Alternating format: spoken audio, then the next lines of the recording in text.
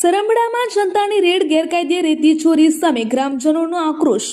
અમરેલીના સરંબડા ગામે ગેરકાયદે રેતી ચોરી મામલો સામે આવતા ગ્રામજનોએ સ્થળ પર પહોંચી વિરોધ નોંધાવ્યો હતો। ગ્રામજનોએ 112 પર કોલ કરી પોલીસને જાણ કરતા પોલીસ કાફલો ઘટના સ્થળે દોડી આવ્યો હતો અને પ્રાથમિક માહિતી મુજબ કાર્યવાહી દરમિયાન રૂપિયા 24 લાખનો મુદ્દામાલ જપ્ત કરવામાં આવ્યો છે। ગેરકાયદે રેતી ખનનને લઈને ગ્રામજનોમાં ભારે રોષ જોવા મળ્યો હતો। સમગ્ર મામલે પોલીસ અને સંબંધિત તંત્ર દ્વારા વધુ તપાસ હાથ ધરવામાં આવી છે। રિપોર્ટર રાઠોડ મહેન્દ્રભાઈ, અમરેલી। તમારું નામ? મારું નામ દલસુખભાઈ રામભાઈ દુધાત, ગામ મારું સરંબડા છે અને અમારા ગામમાં રેતી બિનકાયદેસર સોરે છે। તો અમે ગામ લોકોએ ભેગા થઈ અને એક ડમ્ફર અમે પકડેલું છે અને ખાણ ખનીજવાળાને અને પોલીસ ખાતાને અમે જાણ કરેલી છે, છતાં 1 મહિનાથી અમે બંધ કરાવ્યું છે, છતાં બિનકાયદેસર રેતી સરંબડામાંથી ભરે છે।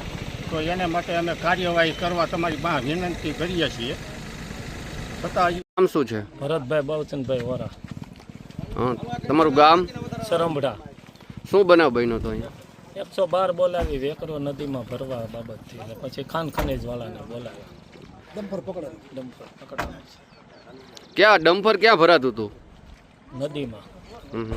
અને તમે 112 ને ખાણ ખનીજને જાણ કરીને શું કાર્યવાહી આગળ કરી? કાયદેસર ખાન ખનીજને પોલીસને બોલાવ્યા।